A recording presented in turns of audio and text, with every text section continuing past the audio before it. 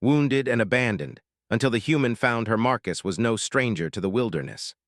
A former soldier and now a survivalist, he found solace in the deep forests of Earth, far from the distractions of the world. He had come here to clear his mind, to disconnect from the noise of society, and to find peace within himself. The sound of the wind whispering through the trees and the crunch of the forest floor beneath his boots were all he needed to feel at home. That morning the sky was overcast, a light drizzle falling through the thick canopy. The usual sounds of birds and insects were drowned out by something far more unusual, a loud, rumbling crash. It was a noise that rattled the air, something not quite natural. It echoed through the trees, causing Marcus to stop in his tracks. His instincts kicked in immediately. His military training had taught him to be alert, always aware of his surroundings. Curiosity and caution battled inside him, but curiosity won. He adjusted his backpack and set off toward the source of the sound, moving through the forest with practiced ease. The rain picked up, but he paid it no mind. His eyes were locked on the path ahead, searching for any signs of what could have caused such a disturbance. His hand instinctively rested on the knife at his side, always prepared, always ready. As he got closer, the air felt charged with an eerie energy. The trees parted, and there in a small clearing he saw it. A ship. It looked nothing like anything he had ever seen. It was massive, its sleek, silver hull crushed into the earth, surrounded by burning wreckage. The metal was twisted and warped as if it had been bent by an immense force. The air around it shimmered, and the smell of burning fuel lingered in the damp air. Marcus approached cautiously, his breath steady despite the rush of adrenaline. He knew this was no ordinary aircraft. This was something alien. He moved closer to the wreck, scanning for any signs of life. The ship was silent now, the hum of its engines replaced by the crackling of fire. But then he heard it, a faint groan. It was a sound of pain, weak and broken. Marcus's heart skipped a beat. Without hesitation, he dove into the wreckage, pushing aside debris and crawling through the twisted metal. The groan came again, this time louder. He followed it, determined to find the source. The wreckage was burning and the heat was unbearable, but Marcus pressed on. His eyes were sharp, his focus absolute. And then he saw her. Lying amidst the wreckage was an alien. At first glance, she looked human, but upon closer inspection, it was clear that she was not. Her skin was pale, almost translucent, and her features were delicate but distinctly alien. Her eyes, though closed, were large and seemed to shimmer with a faint, unnatural glow. Her long, dark hair was matted with blood, and her body was twisted in pain, a deep gash across her side. The rest of her body was bruised and battered, clearly from the crash. Marcus's heart raced. He had to act fast. He knelt beside her, assessing her injuries. The wound on her side was deep, but it didn't seem to be fatal. She was breathing, but her pulse was weak. She was barely conscious, her body trembling from the pain. The rational part of him told him to stay back, to avoid this strange, unknown being. But the more humane part of him, the part that had once been a soldier and now found peace in nature, could not ignore her. She needed help. He couldn't leave her to die alone in the woods. With practiced hands, Marcus checked her wounds, tearing a piece of his shirt to use as a makeshift bandage. He stopped briefly to take a deep breath, pushing aside any thoughts of the danger she might pose. This wasn't about fear, it was about doing the right thing. Carefully, he lifted her into his arms. She was light, though her body felt strangely delicate. Marcus moved quickly, trying to get her out of the wreckage and away from the burning ship. He had to get her somewhere safe, somewhere he could tend to her wounds. He looked around the clearing for any signs of shelter. The weather was worsening, and he knew it wouldn't be long before the rain turned into something worse. He spotted a small cave in the distance, half hidden by the trees. It was the perfect place to take cover and get her out of the rain. Without thinking twice, he started walking toward it, cradling the alien in his arms. Her body was limp in his hold, and he could feel the weight of the situation pressing down on him. As he made his way through the forest, his thoughts raced. Who was she? Where did she come from? And why had her ship crashed on Earth? The questions piled up, but he pushed them aside for now. Survival was the only thing that mattered in this moment. He had to get her to safety. When he finally reached the cave, he gently laid her down on the rocky floor. The rain had already started to pour down harder, and the sounds of thunder echoed in the distance. The fire from the wreckage had long since faded, but the danger wasn't over. Marcus couldn't shake the feeling that he had just made the first step into something far larger than he could imagine. He gathered his supplies from his backpack, setting up a small campfire in the cave. He wasn't sure what was going to happen next, but he knew one thing for certain. His life had just been changed in a way he could never have anticipated. The alien was now in his care, and somehow he was going to make sure she survived. What came after that, though, he had no idea. The cave was silent except for the sound of the rain pouring down outside. Marcus sat by the small fire he had started, his eyes on the alien woman lying on the stone floor. The flickering flames cast shadows on the walls, and the smell of wet earth and smoke filled the air. He hadn't expected to find anyone, or anything, out here in the wilderness. Yet here she was, an alien from a faraway place, injured and alone. Her skin was almost translucent in the light of the fire, and her delicate features had a certain softness to them. Her long hair, though dirty and matted with blood, shimmered faintly. The more Marcus looked at her, the more he wondered about her origins. What kind of beings were they? What did she need from him? And why had she ended up on Earth of all places? He reached over and gently touched her forehead, checking for fever. Her skin was cool, which was a good sign.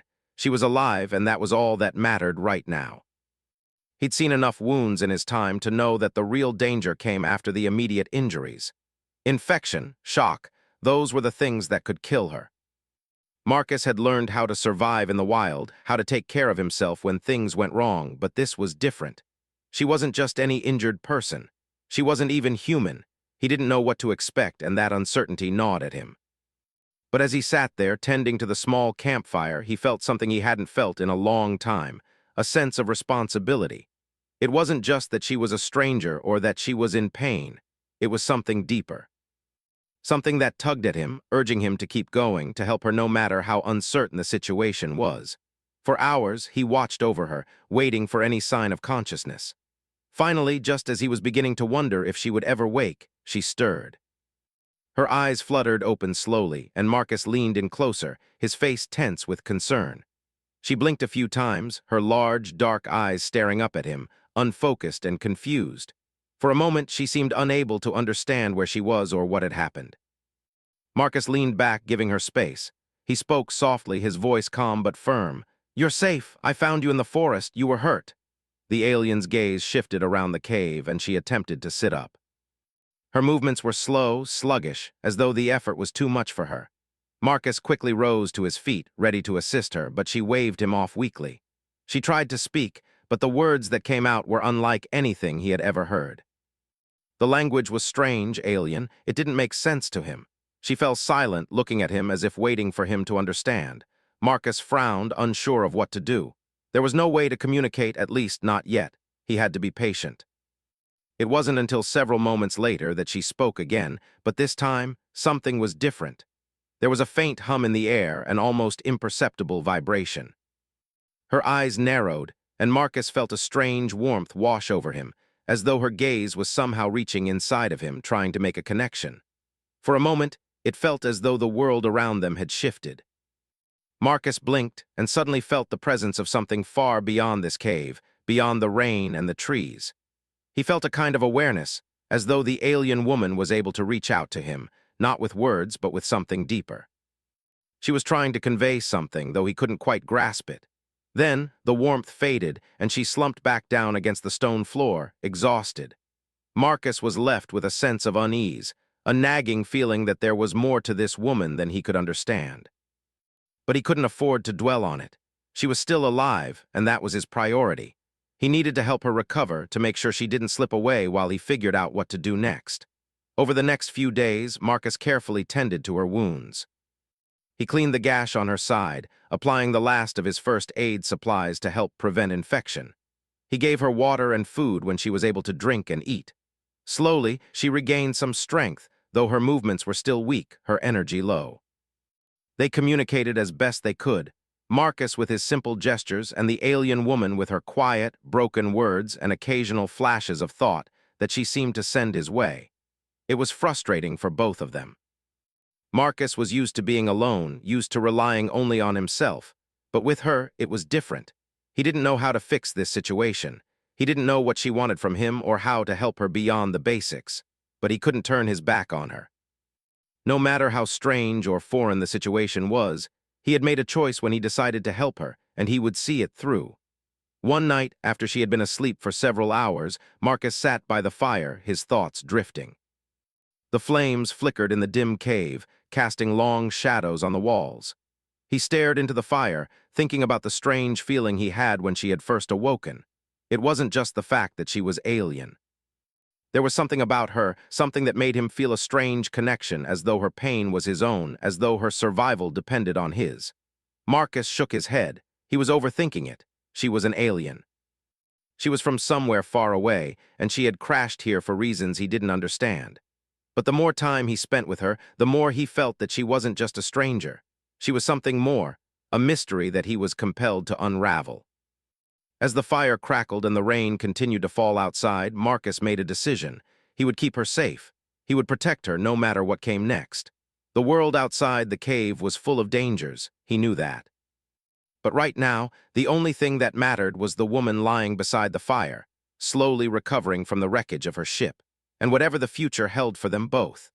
The days blurred together as Marcus continued to care for the alien woman, whom he had learned was named Lyra. Despite her injuries, her strength was slowly returning, though it was clear that her body was not designed for Earth's atmosphere. She seemed to tire easily, needing longer rests after each small task.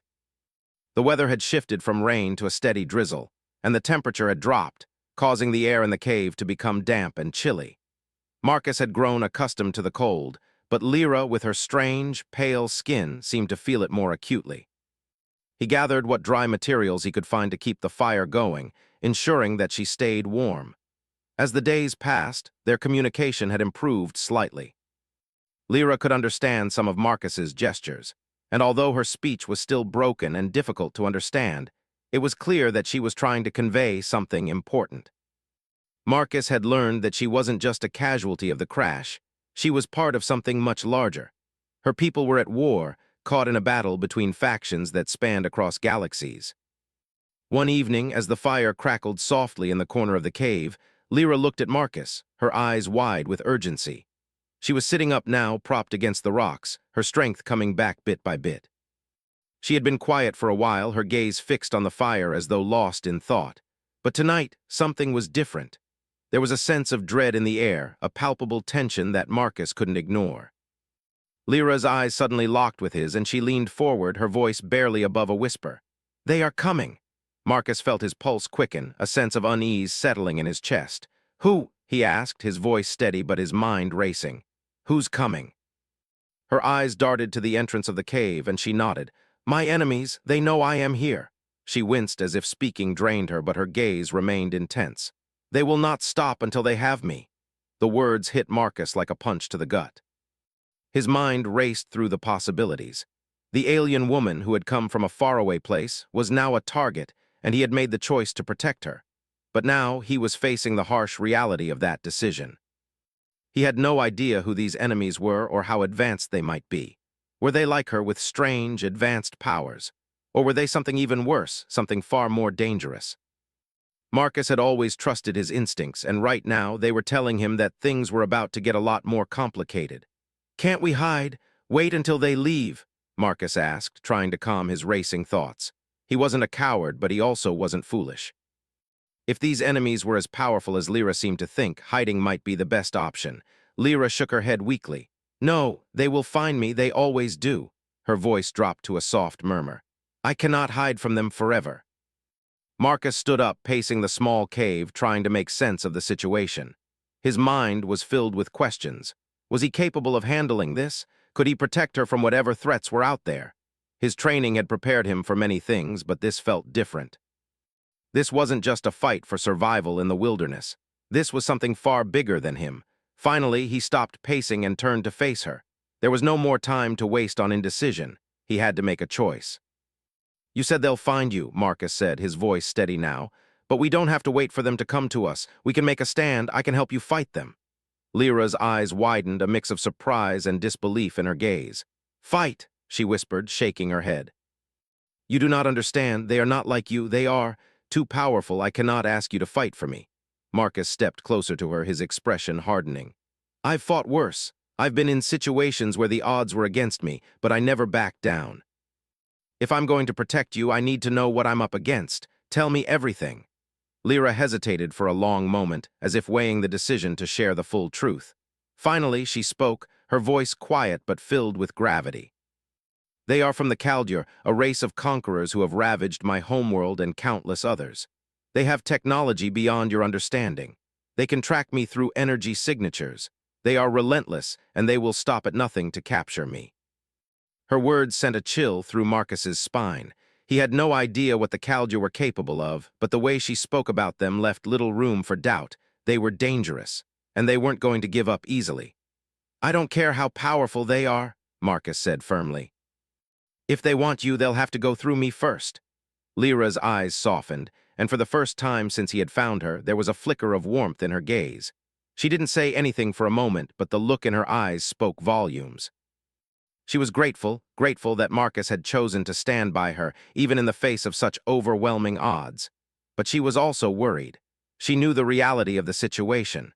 Protecting her would be dangerous for both of them. "I will not let you sacrifice yourself for me," Lyra said quietly. "You do not understand what you are facing, my people. We are not like you. We have abilities you cannot imagine. You cannot fight them with the weapons of your world." Marcus knelt beside her, his eyes locked on hers. "I'm not fighting with weapons," he said softly. "I'm fighting with everything I have, and I'll keep fighting until the end." Lyra didn't answer, but the faintest nod from her indicated that, for the first time, she might be starting to believe him. Marcus spent the rest of the night preparing.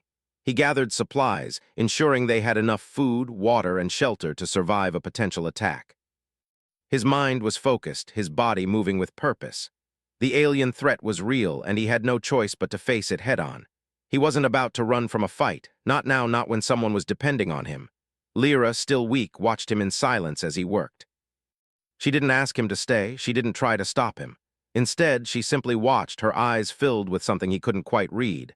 It wasn't fear, it wasn't even worry, it was something else, something deeper. In the stillness of the cave, with the fire flickering in the corner, Marcus made his decision. No matter what came next, he wasn't going to let Lyra face it alone. Marcus had spent the past few days preparing for the inevitable.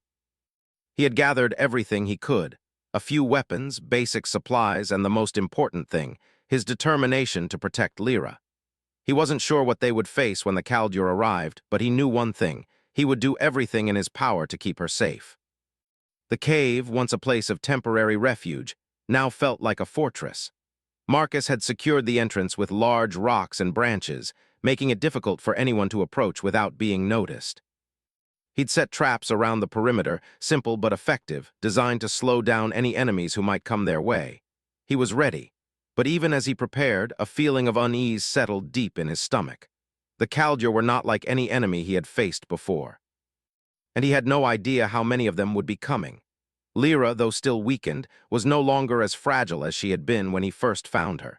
She had regained some of her strength, but her alien physiology was still adjusting to Earth's atmosphere.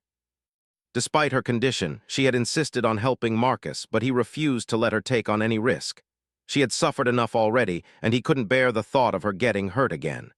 "You need to rest," Marcus said firmly one morning as he packed his gear. "I can handle this. You've done enough."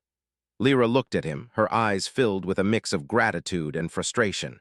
She had never been one to sit idly by, and the idea of leaving Marcus to face whatever was coming alone troubled her. "I can fight," she insisted, her voice still weak but carrying an undeniable strength. "I'm not helpless."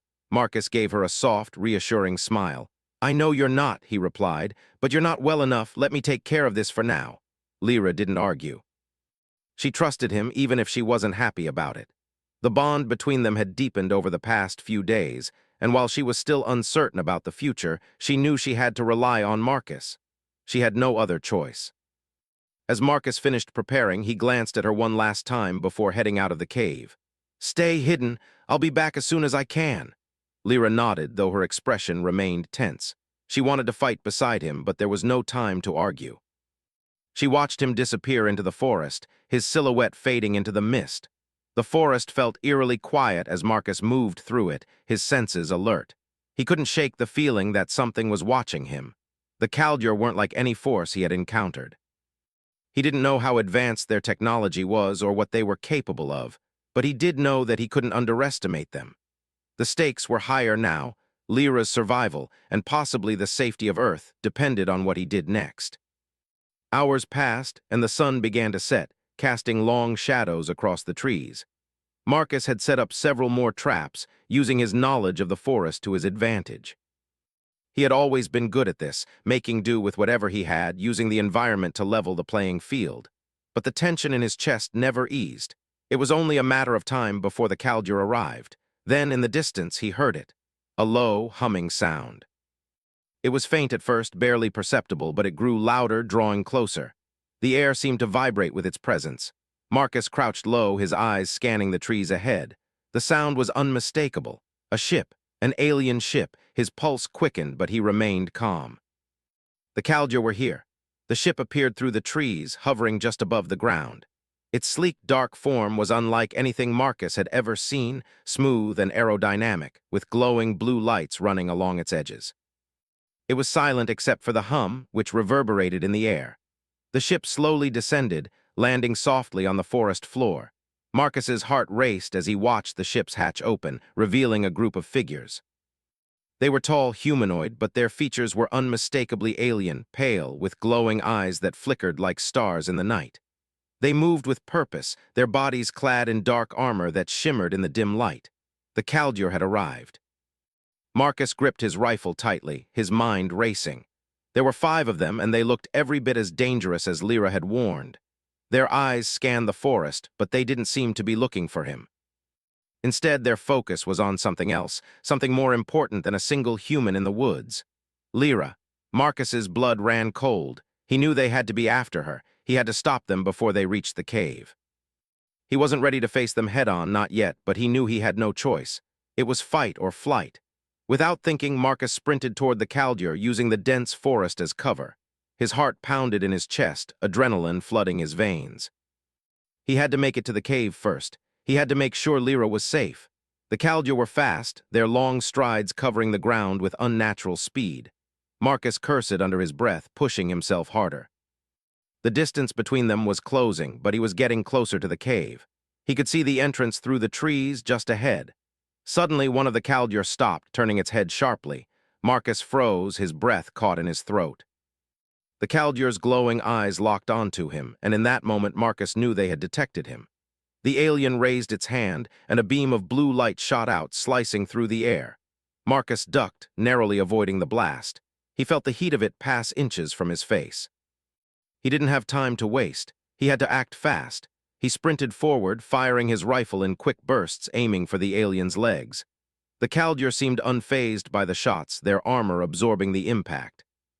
They weren't human, and their technology was far beyond anything Marcus had ever encountered. The Kaldor began to move in on him, their weapons raised, but Marcus was already diving into the underbrush, using the terrain to his advantage. He knew the forest better than they did, and that would give him the edge he needed. He broke through the trees, reaching the edge of the clearing. The entrance to the cave was just ahead, and he could see Lyra in the distance, her figure silhouetted against the dim light of the fire inside. She was waiting for him, just as he had promised, but the Kaldor weren't far behind.